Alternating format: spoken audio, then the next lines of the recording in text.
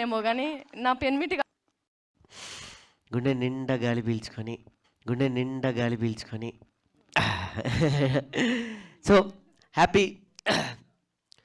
ఎక్కడి నుంచి మొదలు పెట్టాలి అని అంటే, ఈ సినిమా స్క్రిప్ట్ రాసుకున్నప్పటి నుంచి చెప్పాలి. దయచేసి మీడియా మిత్రులందరికీ రిక్వెస్ట్, నా కోసం ఒక 5 నిమిషాలు, ప్రసాద్ ల్యాబ్ వాళ్ళకి కూడా రిక్వెస్ట్. డైరెక్ట్గా నేను తీసుకునేది 9 మినిట్స్ 10th మినిట్ తీయేస్తాను.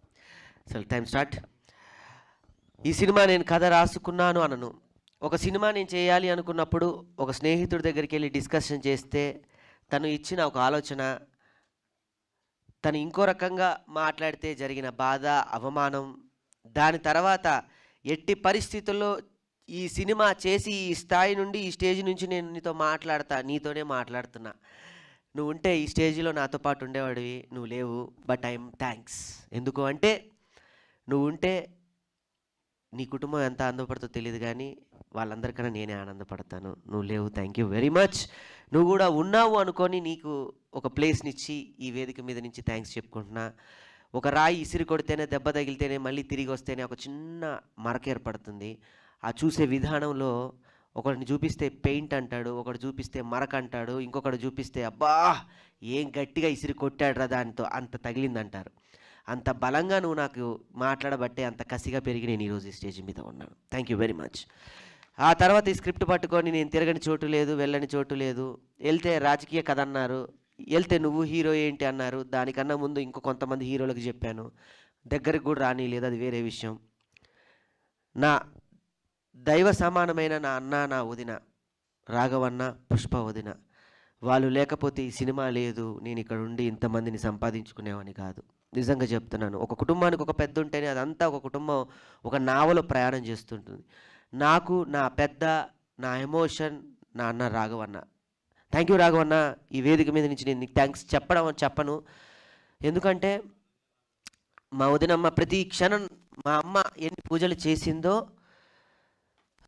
మా వదినమ్మ నా కోసం అన్ని పూజలు చేసింది.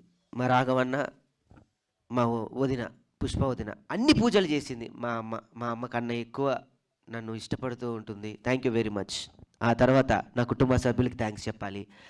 మా అమ్మ, నేను మిమిక్రీ చేస్తానంటే ఏ రోజు ఏమనలేదు. అందరు సాఫ్ట్వేర్ అవుతున్నారు, నువ్వెప్పుడు అవుతావు అని అడగలేదు. అందరిలాగా లగ్జరీగా ఏదో చేయాలని అడగలేదు. కానీ కళాకారుడు అయ్యావు. కళాకారుడిగా ఆ పేరు మాత్రం ఎప్పుడు నీకు అలానే ఉండాలి, ఆ పేరుకి ఎప్పుడు మరకొద్దు, అంటవద్దు అనేది నేను ఇప్పటికి కాదమ్మా, ఎప్పటికి ప్రామిస్ చేస్తున్నా. నీ రాకేష్ ఎప్పుడు ఇలానే ఉంటాడు, రాకేష్లానే. నా కుటుంబంలో నా నాన్న అయినా, తమ్ముడైనా, నాకు మా తమ్ముడు Sai, thank you very much. మా వదిన మరదలు వీణ, థ్యాంక్ యూ వెరీ మచ్ వీణ, నీకు పుట్టినరోజు శుభాకాంక్షలు. ఆ టైం కూడా ఇవ్వలేకపోయాం. దాని తర్వాత మా కుటుంబంలో వచ్చిన బంగారు తల్లి నక్షత్ర, ఆ తర్వాత నా జీవితంలోకి వచ్చి నన్ను ఈరోజు ఇక్కడ నిలబెట్టిందని చెప్పడానికి ఏమాత్రం ఆశ్చర్యం లేదు. ఇక్కడ మొక్కితే బాగుంది, 4 గోడల మధ్య కాళ్ళు మొక్కుతాను, అది వేరే విషయం. సుజాత తను నిలబెట్టిన విధానం ఈరోజు ఇక్కడ ఉన్నాను.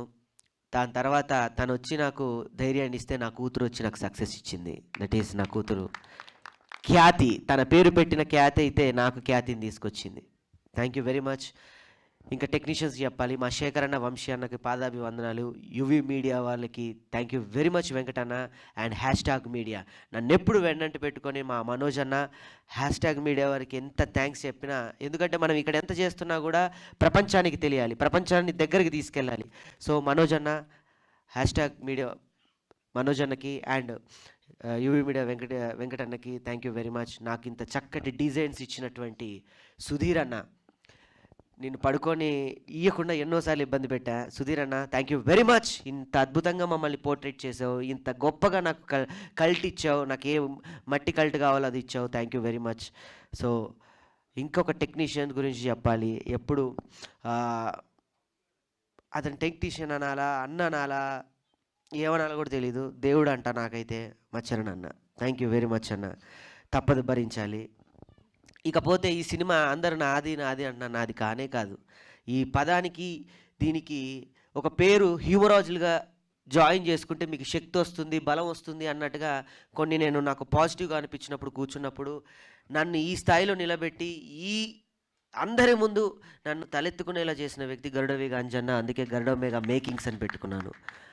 ఆ మేకింగ్సే నన్ను ఈరోజు కింగ్ చేసి ఇక్కడ నిలబెట్టింది. థ్యాంక్ యూ వెరీ మచ్ అన్న. నీకు నేను థ్యాంక్స్ చెప్పను, ఎందుకంటే థ్యాంక్స్ అంటే ఒక దాంతో పోయేది. నెక్స్ట్ మన సినిమా ఉంది.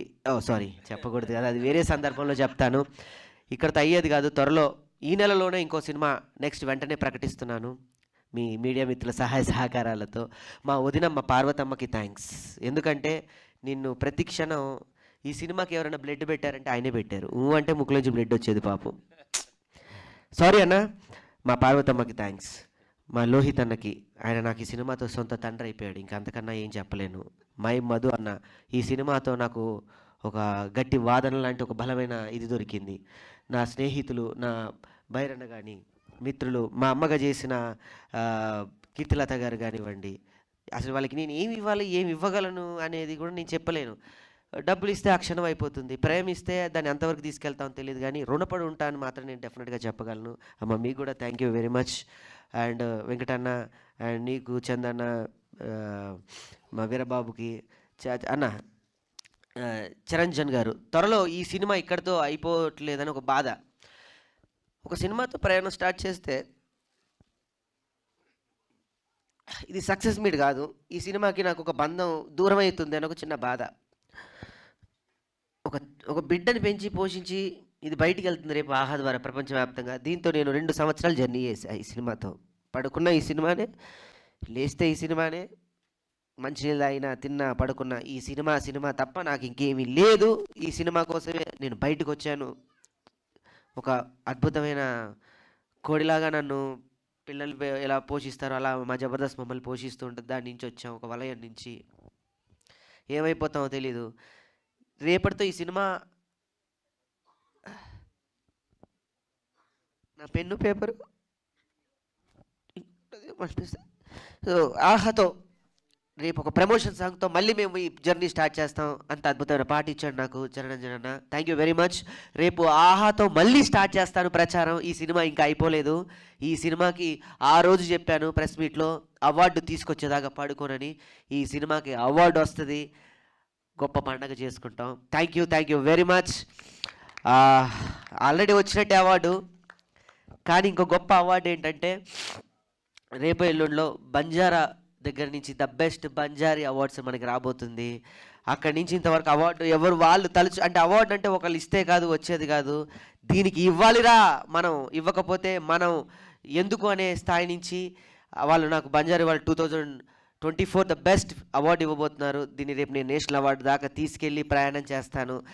డెఫినెట్గా చెప్తున్నాను, పత్రికా ముఖంగా పార్ట్ 2 కూడా ఉంటుంది డెఫినెట్గా. ఎందుకంటే నా పెన్ను నా పేపర్ ఆపడం నాకు ఇష్టం లేదు. ఈ సినిమాని నేను కంటిన్యూ చేస్తూనే ఉంటా. నెక్స్ట్ రేపటి సినిమా కూడా అనౌన్స్మెంట్ చేద్దాం అనుకున్నాం, కానీ సమయం లేదు కాబట్టి ఒక మంచి సందర్భంలో చెప్తాను. మళ్ళీ ఇదే టీం రిపీట్ అవుతుంది సక్సెస్కి. ఇదే టీం మళ్ళీ మీ ముందుకు వస్తాం ఒక మంచి టైటిల్తో, ఒక మంచి సినిమాతో. మళ్ళీ మీ అందరి ఆశీర్వాదాలతో డెఫినెట్లీ హిట్ కొడతాం. Thank you very much. So happy. Media మిత్రులందరికీ నేను వచ్చి మీ అందరికీ థ్యాంక్స్ చెప్పుకుంటాను, మీ అందరికీ నేను కృతజ్ఞత చెప్పుకుంటాను. Thank you very much. Thank you.